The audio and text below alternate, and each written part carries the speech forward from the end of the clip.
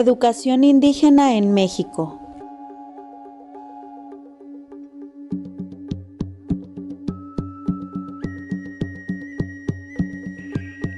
La educación indígena se entiende como aquella que favorece la adquisición, fortalecimiento, desarrollo y consolidación tanto de la lengua indígena como la del español, y elimina la imposición de una lengua sobre otra.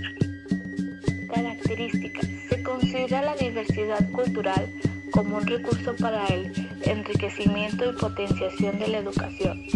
Ofrecer oportunidades de aprendizaje. Considerar prácticas de enseñanza que permiten la articulación y complementariedad entre los conocimientos del origen y los conocimientos nacionales y mundiales. Incluir contenidos escolares que permiten el adecuado desempeño de los alumnos en el ámbito local, estatal y nacional. Fortalecer la identidad étnica de los alumnos, así como su identidad estatal, nacional y mundial. Promover que la interacción social y la comunicación de las niñas y los niños que realicen en igualdad de oportunidades y una clara comprensión de sus características y condiciones culturales.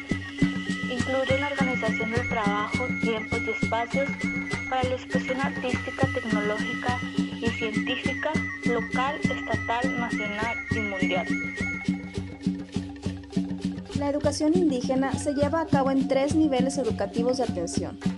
El primero, educación inicial indígena, en su modalidad no escolarizada.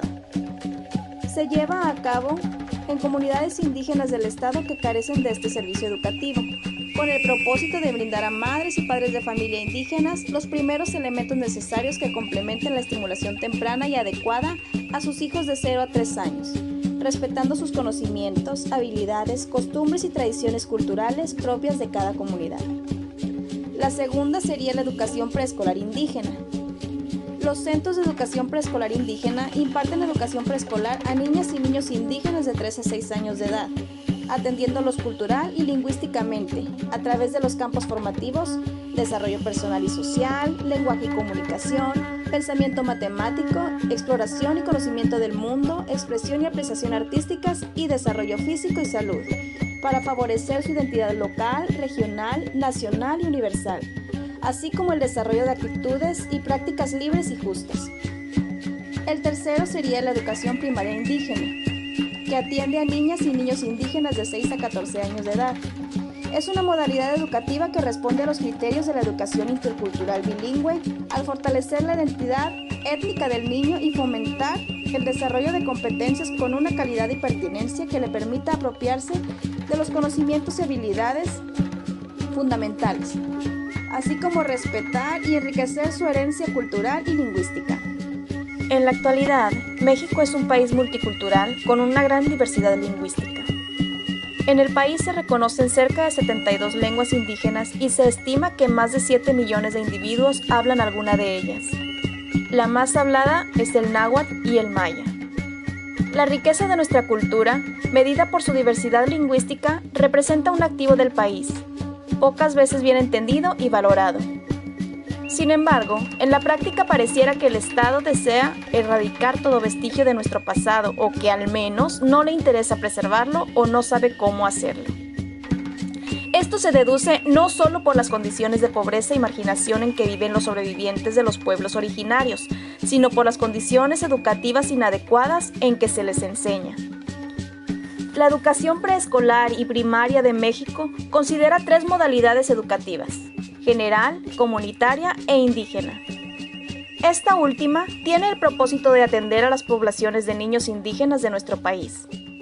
Para ello, se define como una modalidad educativa multicultural y bilingüe, es decir, que acepta y promueve las distintas culturas del país y que imparte la instrucción en 2 lenguas, en castellano y en la lengua indígena de la región. Con ello, se pretende conservar la diversidad cultural y lingüística del país. Problemática de la educación indígena mexicana. De manera general, les diré que el índice de desarrollo humano de los pueblos indígenas se ubica en el 0.7057, a diferencia del IDH de la población no indígena, el cual es de 0.8304. es decir, hay una brecha del 15% entre una y otra. En relación con la educación, 2 de cada 3 niños entre los 6 y 14 años de edad que no están en la escuela son indígenas. El 90% de los niños no indígenas de 5 años asiste al preescolar, contra solo el 76% de los infantes indígenas. Existen más analfabetas indígenas que no indígenas, con todo lo que ello trae consigo respecto a las dificultades de acceso a la satisfacción de necesidades básicas. Las causas de esta problemática son de todos conocidas y tienen que ver con la historia de México y el racismo que se ha incrustado en nuestras leyes, en las estructuras y en las normas de operar de las instituciones. Entre las principales problemáticas detectadas se encuentran que las escuelas primarias indígenas son las peor dotadas de infraestructura. Aunado a ello, estas escuelas no cuentan con el material didáctico necesario y en su idioma. Aparte, el 50% de los maestros de las escuelas indígenas no cuenta con grado de licenciatura. Además, la mayoría de estos docentes no domina el lenguaje en el que tiene que enseñar. Solo 22 normales del país tienen la licenciatura en educación primaria intercultural bilingüe.